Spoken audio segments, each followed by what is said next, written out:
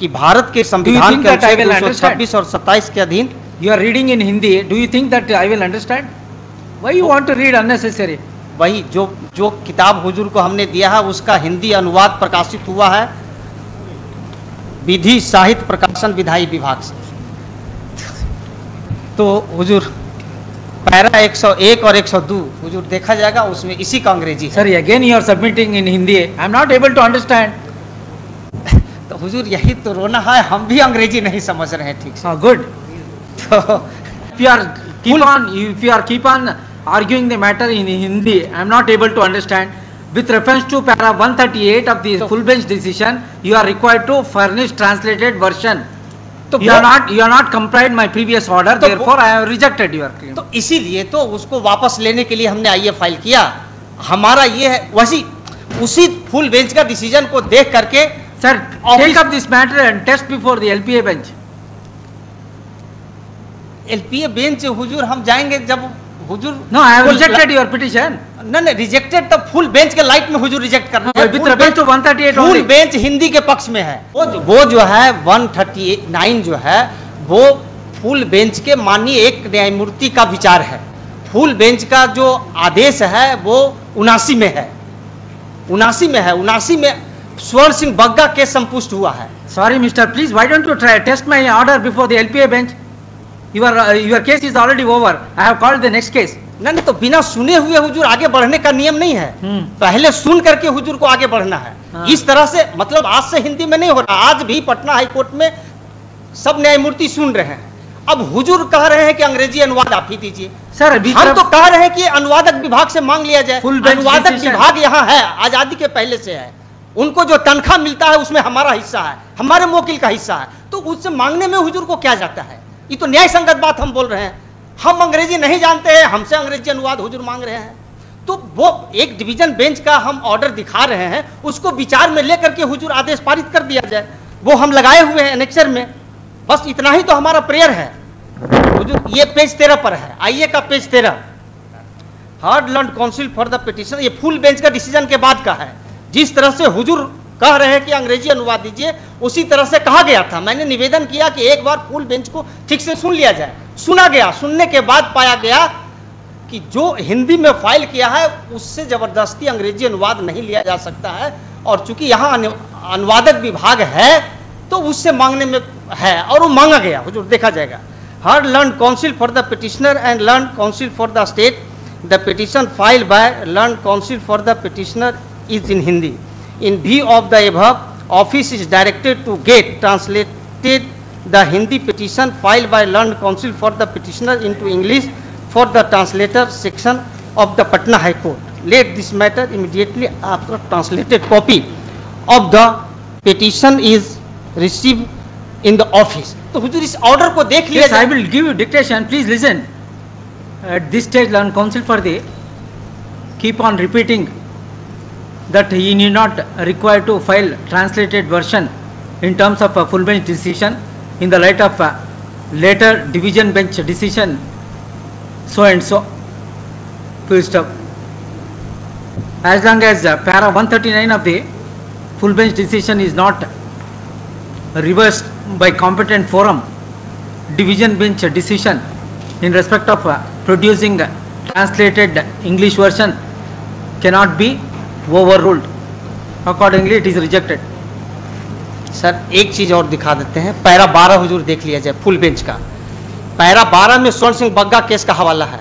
स्वर्ण सिंह बग्गा केस संपुष्ट हुआ है फुल बेंच से।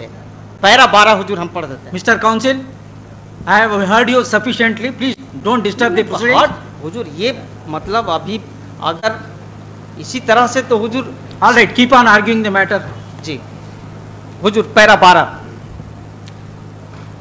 याची ने 1995 की एलपीए संख्या 600 पूर्वोक्त आदेश को चुनौती देते हुए फाइल की, जिसको भी तारीख 21 जुलाई 1995 को खारिज कर दिया गया। जिस आदेश को स्वर्ण सिंह बग्गा बनाम NN सिंह रजिस्ट्रार वाले मामले में संसूचित किया गया और नीचे उद्धृत किया गया। यह लेटर्स पेटेंट 1995 की CWJC संख्या 2825 में विद्वान एकल न्यायाधीश द्वारा पारित तारीख 9 मई 1995 के निर्णय के विरुद्ध निर्देशित है, जिन्होंने उपरोक्त मामले को संविधान के अनुच्छेद 348 में निर्दिष्ट करते हुए खारिज कर दिया गया था। अपीलार्थी की प्रार्थना यह थी कि उच्च न्यायालय के समक्ष समस्त कार्यवाहियां हिंदी में होनी चाहिए, दलीलें हिंदी में दी जानी चाहिए और निर्णय भी हिंदी में दिए जाने चाहिए। संभवतः यह प्रार्थना प्रदान नहीं की जा सकती। किसी व्यक्ति के लिए यह कदापि वर्जित नहीं है कि वह हिंदी में आवेदन फाइल न करे और न ही किसी व्यक्ति के लिए इस प्रकार का कोई वर्जन है कि वह हिंदी में दलीलें न दे सके। और वास्तव में अनेक मामलों में इन बातों को इस न्यायालय द्वारा स्वीकार किया जाता है। और ये स्वर्ण Singh Bagga case full bench से संपुष्ट हो गया। वो पैरा हुजूर 79 से स्पष्ट होता है।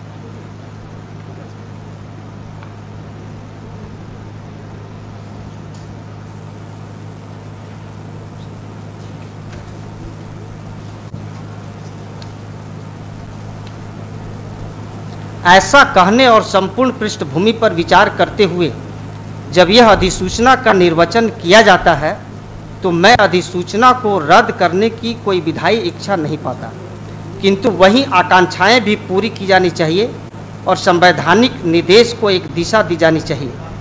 अतः मैं इस निष्कर्ष पर पहुंचता हूं कि भारत के संविधान के अनुच्छेद 348 के अधीन शक्तियों का प्रयोग करते हुए जारी की गई अधिसूचना किसी खामी से ग्रस्त नहीं है। अतः विनय कुमार सिंह पूर्वोक्त मामले के निर्णय की शुद्धता को इस पूर्ण पीठ द्वारा उत्तर के लिए उचित ही निर्दिष्ट किया गया है और उस विस्तार तक हम तारीख 1 मई 2015 के निर्देश करने वाले आदेश में विद्वान न्यायाधीशों द्वारा व्यक्त मत से सहमत पाते हैं।